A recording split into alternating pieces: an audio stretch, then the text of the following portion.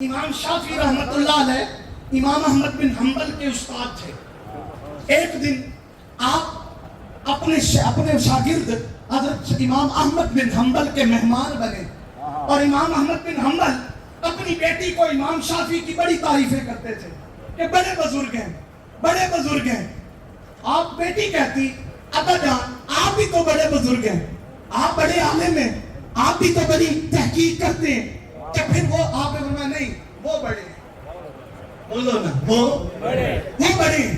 بڑا اشتیاق تھا بیٹی کو حضرت امام شافعی کو دیکھنے کا۔ ایک دن امام شافعی کا پیغام آ گیا، بیٹی بڑی خوش ہوئی کہ چلو آج میرے بابا جس کی بڑی تعریف کرتے ہیں نا اس کو دیکھ لیتے ہیں، دیکھتے کیا کرتے۔ حضرت امام شافعی آئے۔ اب حضرت امام احمد بن حنبل پوری رات عبادت کرتے تھے، ساری رات عبادت کرتے تھے۔ اب یہ بھی بتا دوں کہ عبادت کیسے شروع کی۔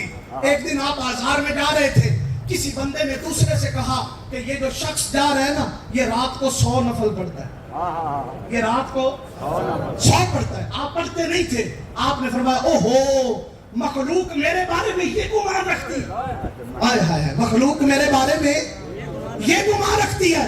ارے ہم احمد اگر کل قیامت کے دن رب نے پوچھ لیا کہ گمان تو یہ تھا عمل نہیں تھا، امام احمد نے اس رات سے 100 نفل پڑھنا شروع کر اللہ ساری رات عبادت میں گزارتے۔ امام شافعی آئے، بیٹی نے دیکھا، ان کے لیے بستر لگایا گیا، آپ نے چادر اوڑھی اور سو گئے۔ اب بیٹی رات کو چھپ چھپ کے دیکھتی رہی کہ وہ جو ساری رات عبادت کرنے والا میرا باپ جس کی تعریفیں کرتا ہے، میں دیکھوں تو صحیح اس کا عمل کیسا ہے۔ ایک بار اٹھی، دیکھا بابا جی ستے، بابا جی ستے پہنے۔ وہ تھوڑی دیر بعد پھر اٹھی، اس نے دیکھا حضرت سوئے ہیں۔ پھر تھوڑی دیر بعد اٹھی، دیکھا حضرت سوئے ہیں، حضرت اٹھے نہیں ہیں۔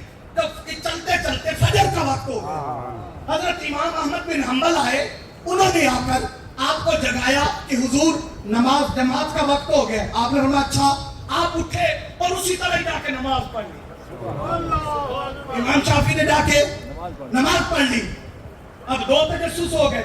پہلا تو بیٹی کے ذہن میں یہ آ گیا کہ اتنا بڑا ولی ہوتا تو ساری رات جاگتا، یہ تو سوئے رہے ہیں چادر اوڑھ کے، یہ تو سوئے رہے ہیں۔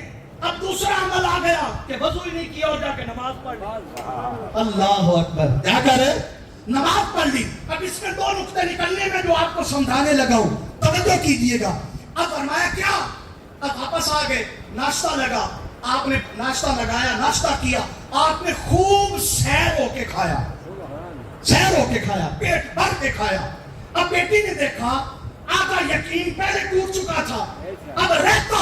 اس نے کہا جو بزرگ ہوتے ہیں وہ تو اتنا کھاتے ہی نہیں، فقیر کہاں کھاتے، اور انہوں نے اتنا کھا لیا۔ اب باپ کو پتا تھا بیٹی کے تجسس کا، آپ بڑے ماشاءاللہ۔ اب انہوں نے ادب کو ملوز خاطر وہ فرمایا نا قولوا للناس، فرمایا جو لوگوں سے بات کرنے لگو تو خوبصورت کرو۔ اس کے وہ پورا بہتر لوگ تھے۔ فرمایا ادب کیا ہے؟ اب یہ نہیں پوچھا کہ حضور آپ نے رات کو اٹھ کے عبادت ہی نہیں کی، اللہ اکبر، کیا نہیں کی؟ عبادت ہی نہیں کی، بلکہ ادب کی خاطر فرمایا سرکار حضور آپ کے ہاں آج کل کیا اجتہاد چل رہا ہے، آپ کے ہاں آج کل کیا رسم ہے کہ کیا وضو کے بغیر نماز ہو جاتی ہے؟ اللہ اکبر، بولو نہیں یار، وضو کے بغیر نماز ہو جاتی ہے؟ آپ نے فرمایا نہیں، وضو نماز کے لیے شرط ہے۔ تو فرمایا حضور آپ نے وضو کیا ہی نہیں۔ سمجھ آ رہی میری گل؟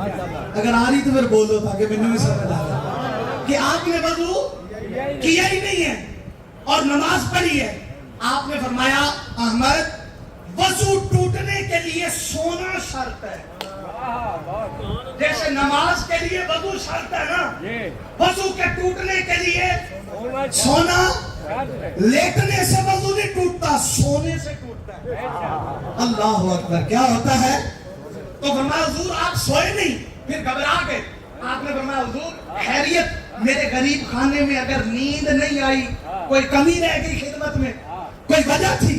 آپ نے فرمایا نہیں، وجہ یہ تھی کہ جب رات کو ہم نے آپ کی آپ کی مسجد میں نماز پڑھی تو امام صاحب نے جو آیت پڑھی نا، اس آیت میں یہ تھا کہ اگر قرض دار، اس کا میں مفہوم بتا دیتا ہوں، وقت کم ہے، کہ اگر قرض دار کے پاس حالات تنگ ہوں تو جس نے قرض لینا ہے نا، اس کو چاہیے کہ اس کو تھوڑی مہلت دے دے، اس کو تھوڑی مہلت دے دے۔ آپ نے فرمایا یہ آیت جب میں نے سنی تو میرے ذہن میں آیا کہ اس سے تو بڑے حقوق اور فرائض نکلتے ہیں، اللہ اکبر، بڑے حقوق اور فرائض نکلتے ہیں۔ اور میں ساری رات اس آیت پر غور کرتے کرتے میں نے 120 احکامات اس آیت سے اخذ کر لیے۔ کتنے؟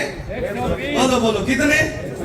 120 احکامات میں نے اس میں سے اخذ کیے، اور فرمایا جب اخذ کیے تو میں ساری رات جاگتا رہا، سوتا تو وضو کرتا، اللہ اکبر، میں سوتا تو وضو کرتا۔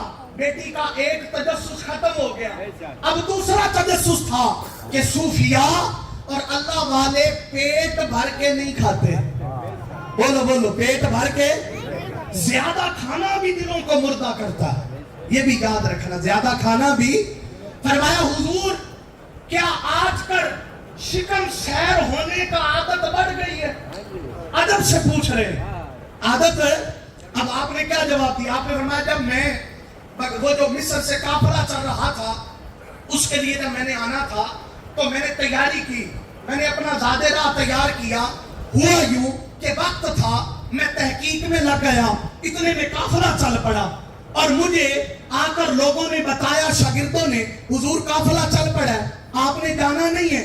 تو میں جلدی جلدی میں قافلے میں شامل ہونے کے لیے نکلا، اور جب ہم وہاں پہنچے جہاں قافلے نے سٹے کیا اور انہوں نے کہا یہاں آرام کریں گے، کھانا پینا کھا پی لیں، تو جب میں نے دیکھا تو میں تو اپنا سامان گھر چھوڑ آیا تھا، اپنا سامان، اب سوچا گھر جاؤں تو قافلہ چھوٹتا ہے، کیا کروں؟ کہا چلو توکل پہ چلتے ہیں، کوئی نہیں، سفر کرتے ہیں۔